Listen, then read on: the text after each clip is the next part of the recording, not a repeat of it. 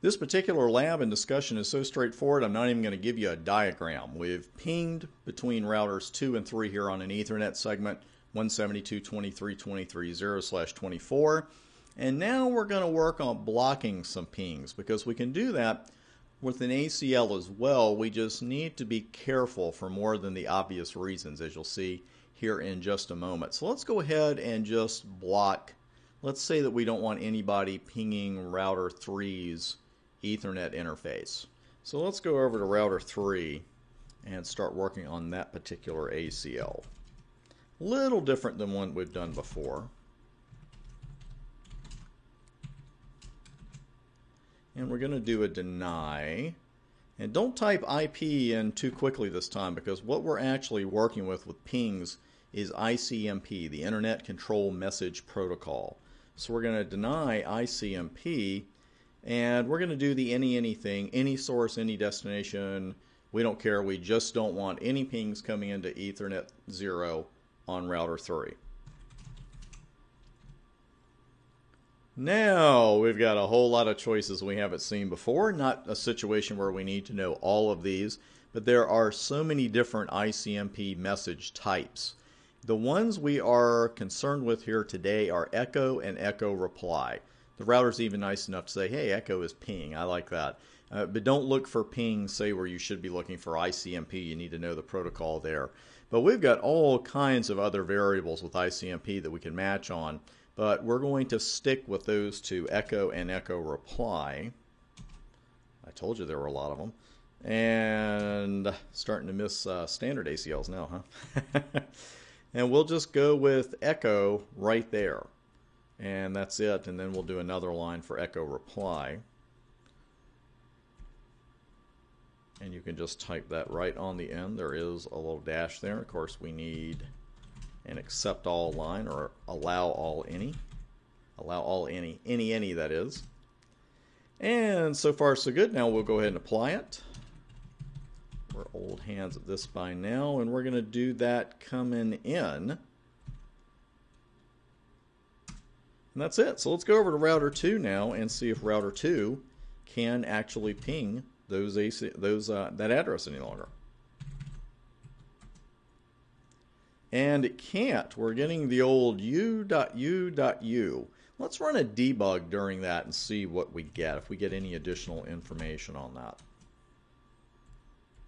As you know, someone who's trying to ping us like that, it may just be trying to gather information.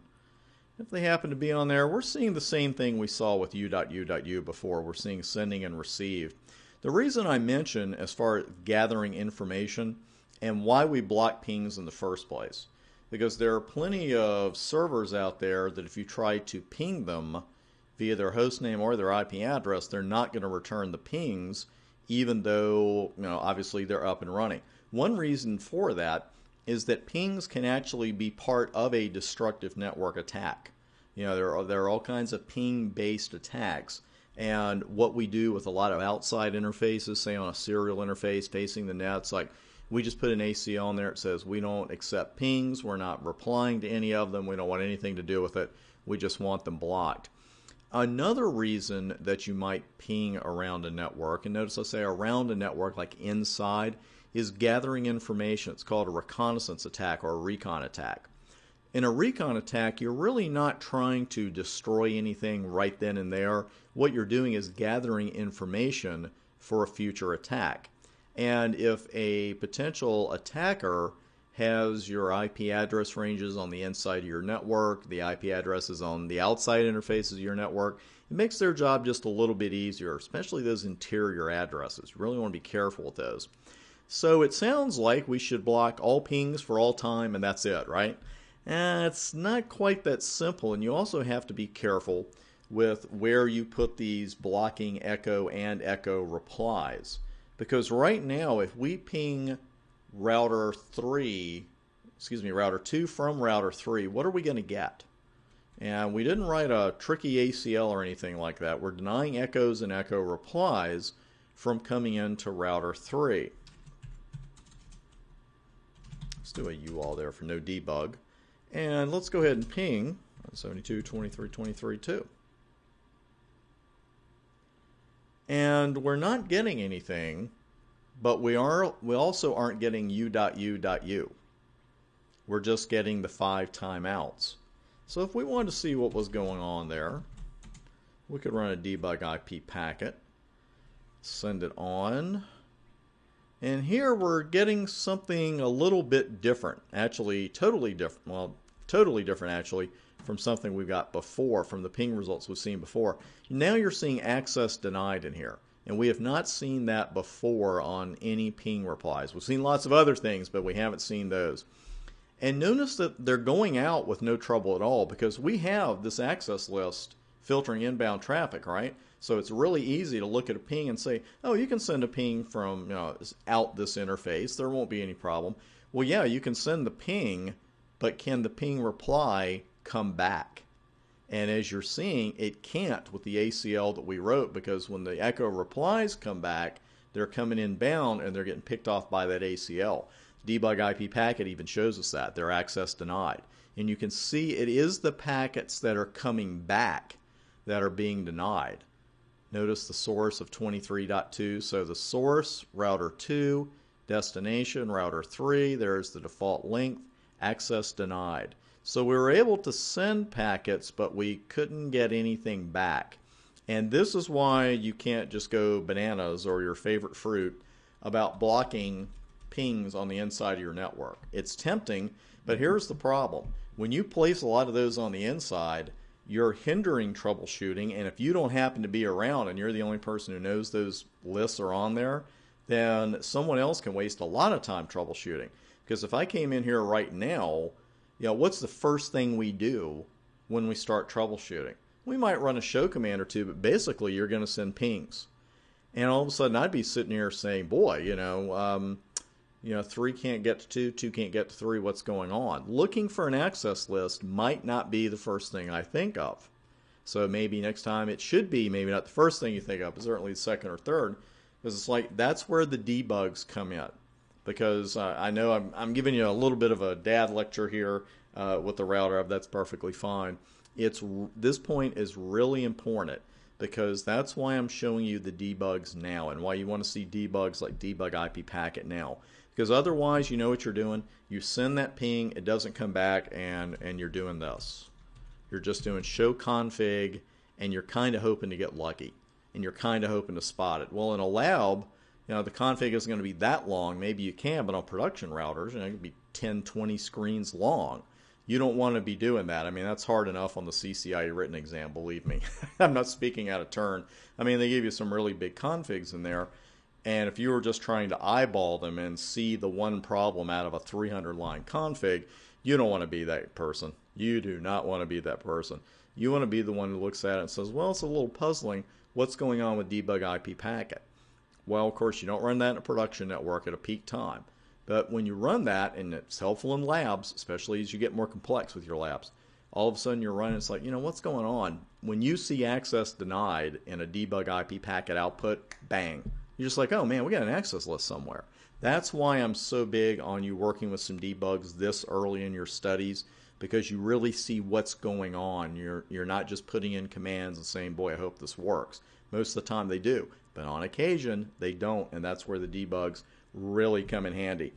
Let's take a look at some other access list lines, because I want to show you how granular you can get with these babies. And of course these are the extended.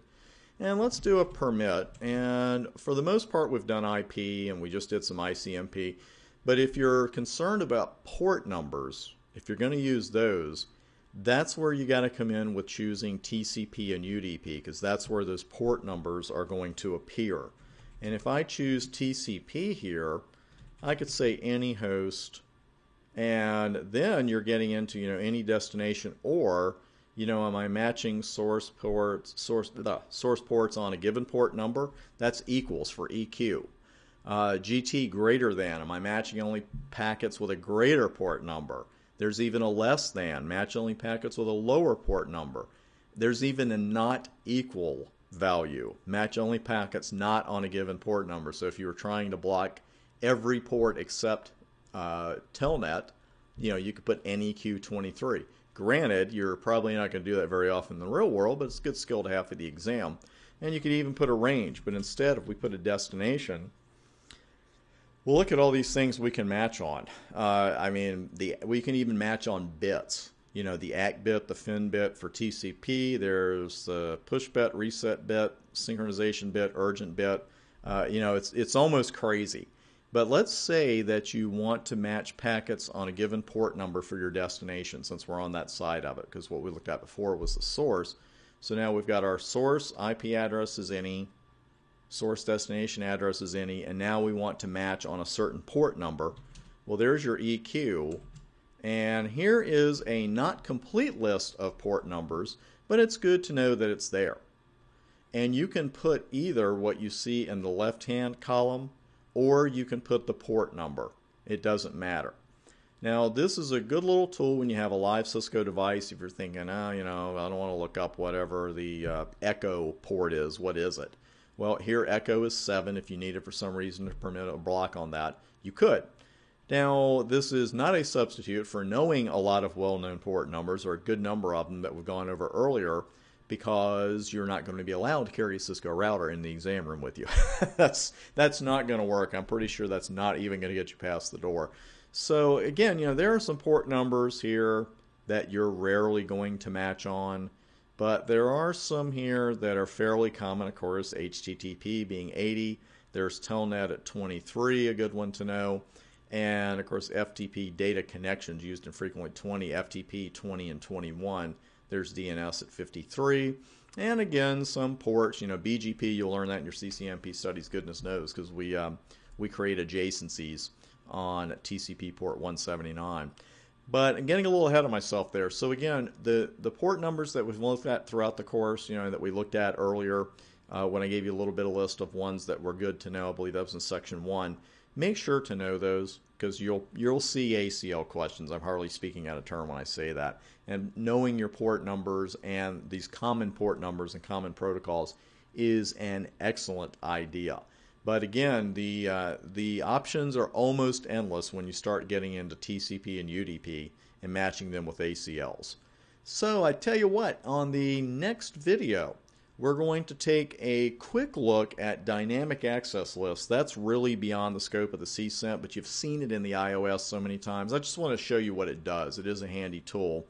And then we're going to configure a time range based ACL, and that will just about do it for ACLs. I know this is a huge section and there's a lot for you to learn, but it's just like I said on the very first video. I'm not going to say if, when you learn the fundamental rules, they all work the same way. The syntax is a little bit different here and there, sure. But when you have those fundamental rules down and you remember your implicit deny at all times, you're gold. I mean, you're going to nail the questions on the exam, I have no doubt. So let's go ahead and tie this video up now, wrap it up, and I'll see you on the next one when we'll talk about dynamic and time-based ACLs.